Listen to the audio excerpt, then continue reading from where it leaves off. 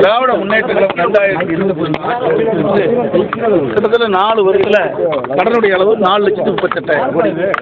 மேலும் இந்த ஆண்டு நடப்பாண்டில் 1 லட்சம் கோடி கடன் வாங்குவதாக தகவல் கிடைச்சிருக்கு.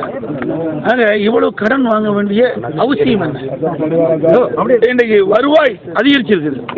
2024-25 நிதிநிலை அறிக்கை ஒப்பிட்டு பார்க்கின்ற பொழுது 2021-22 2020-21 விட கூடுதல் வருவாய் 2024-25 கிடைச்சிருக்கு. சுமார் 1,30,30,000 கோடி வந்திருக்குது. அப்படி வருவாய் அதிகரித்திருக்குது, கடனும் வாங்குறாங்க, புதிய திட்டமும் இல்லை.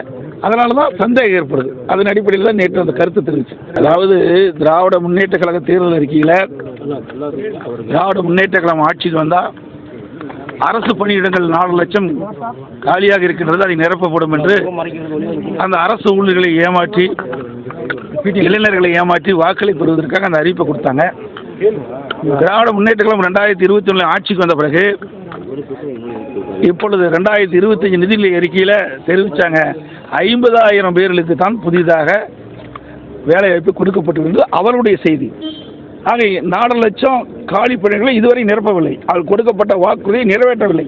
அது மட்டுமல்ல, இந்த 4 ஆண்டுல கிட்டத்தட்ட ஓய்வு பெற்றோருடைய எண்ணிக்கை அதிகம். 2 மாதத்துக்கு முன்பு கூட ஒரே மாதத்தில் 20,000 பேர் அரசு ஊழியர்கள் இன்றைக்கு பணி ஓய்வு பெற்றிருக்காங்க. அப்படி பார்க்கின்ற பொழுது இந்த 4 ஆண்டுல சுமார் 75,000க்கும் மேற்பட்டவர்கள் பணி ஓய்வு பெற்றிருக்கிறாங்க. அப்படி இந்த 4 ஆண்டு காலத்தில் இவருடைய ஆட்சியில், திமுக ஆட்சியில் வெறும் 50,000 பேருக்கு தான் பணி வழங்கப்பட்டிருக்கிறது அவருடைய அறிக்கையில். அப்படி என்றால் திராவிட முன்னேற்ற கழக தேர்தல் அறிக்கை ஒரு பொய் அறிக்கையாக தான் பார்க்கப்படுகிறது. அதிமுக ஆட்சி இருக்கின்ற போது நீண்ட காலமாக தூர் வாரப்படாமல் இருந்த அணைகள் எல்லாம் தூர் வாரத்துக்கு நடவடிக்கை எடுத்தோம். ஏன் மேட்டூர் அணையை சுமார் 83 ஆண்டு காலம் தூர் வாராது, மிகப்பெரிய அணை.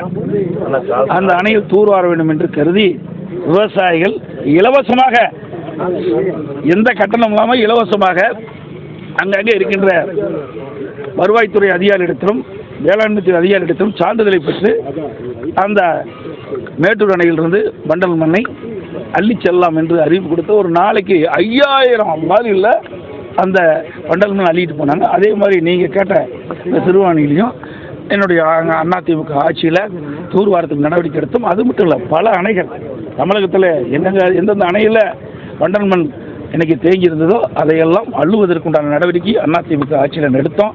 ஆனால் ஆட்சி மாற்றத்துக்கு பிறகு இதுவரைக்கும் அந்த அணை தூர்வாருவதாக எனக்கு கிடைத்த தகவல்படி இல்லை என்று தான் பார்க்க